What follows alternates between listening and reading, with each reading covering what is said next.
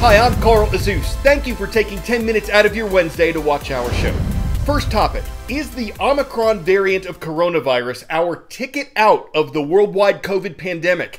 That is a question that epidemiologists around the world are asking. To be clear, no one knows yet. Omicron is a mutation of the virus. More of those can emerge, and they could be worse or better.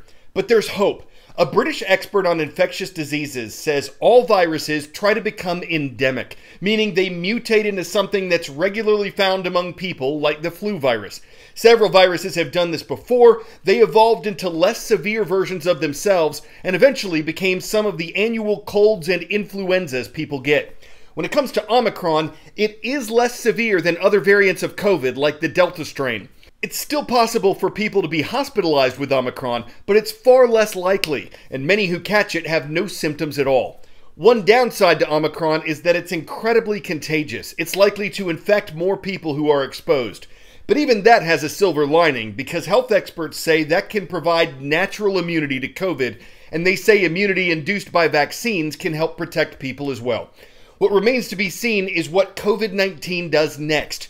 Will it continue to change into something less severe that becomes a less dangerous part of our lives, or will a potential new strain of COVID be worse and trigger new health restrictions?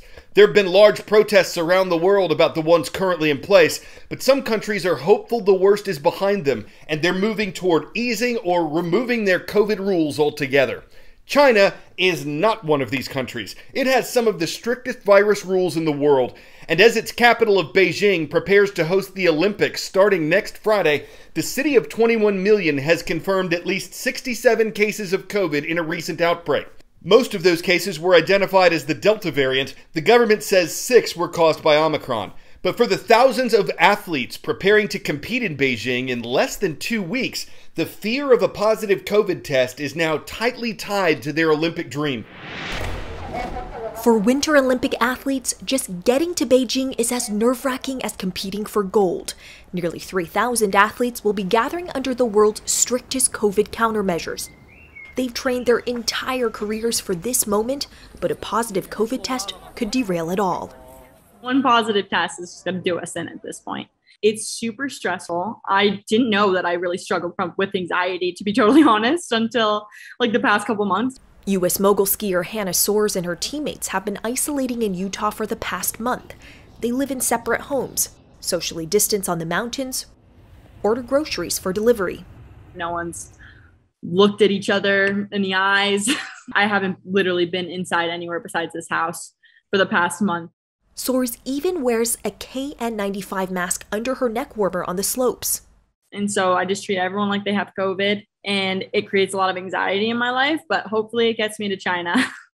Athletes have to test negative for COVID twice before boarding a plane, once within 96 hours and another within 72 hours before departure, then daily tests in Beijing.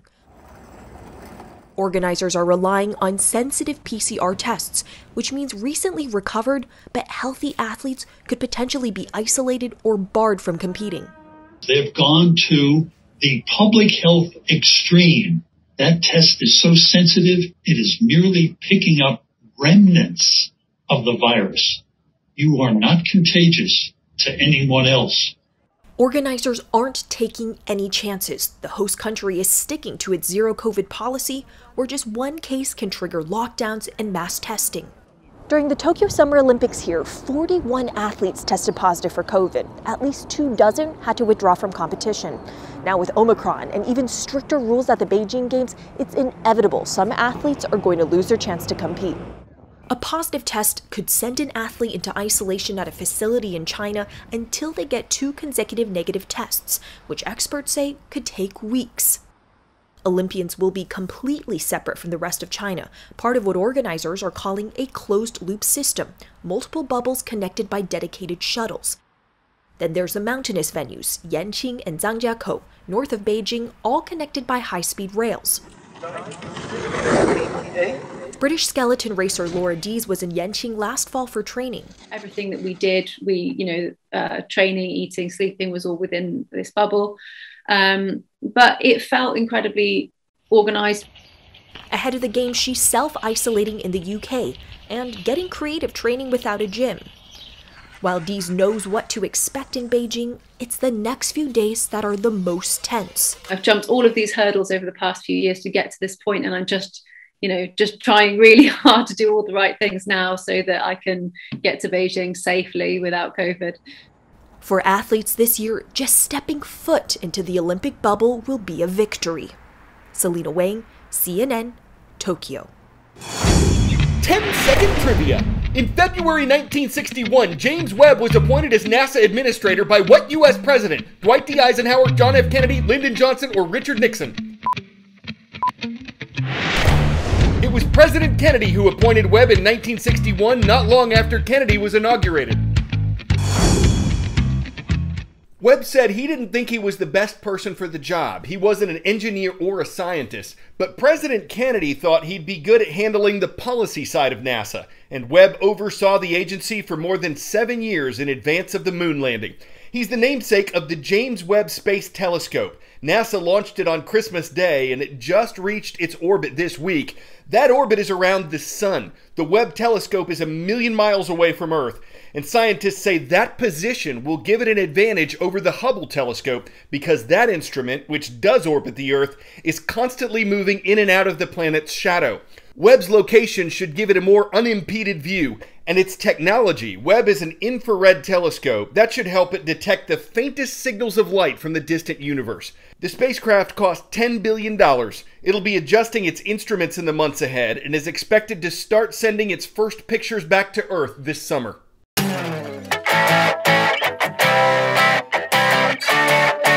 In terms of people working for it, Walmart is the largest private employer in the United States. It has 1.5 million employees in America and a total of 2.2 million working for the company worldwide. In the 2021 fiscal year, the company's revenue was $559 billion, and a boy who's less than 2 years old recently helped with that. Can I have my phone, please? He's like a little king on his throne, a throne of boxed furniture he somehow managed to order from Walmart, totaling $1,786. No wonder his dad added the tagline, "I love shopping." My wife was thinking that I did it, but then I was thinking that she did it. It turns out he did it. His mom had placed a dozen or so chairs in her Walmart shopping cart, intending to pick out a couple later. But 22-month-old Ayansh Kumar ordered everything using his mom's phone. His parents didn't realize until... The people are coming with the boxes, large boxes, and they were just dropping. So 1 box came, 2 boxes came. Now there's a giant pile of boxes at their Monmouth Junction, New Jersey home, unopened because they hope to return most of it. Walmart seems willing. Your customer service person, she was laughing so much. Oh my God. But they won't return everything. So we are thinking to keep few items as a memory. A little souvenir of his first shopping spree. Yeah, first shopping, yeah.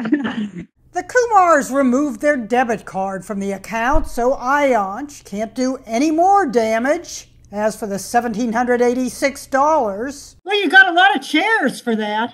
Yeah, I know. Do you want some? They're even letting the neighbors know that this is the home of the world-famous New Jersey toddler and little rock star.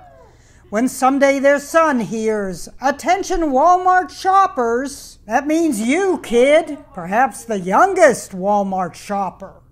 Ginny Mose, CNN, New York. Attention Walmart shoppers, maybe it seems time we should give that kid some more limited screen time. Empty out the cart and shut down the cell phone. Someone that, while smart, will order you more new home furnishings, burnishing his reputation. As a savvy shopper, despite high inflation, he'll target your device, so you better Costco get it, lest he leave you nothing else left to debit or to credit.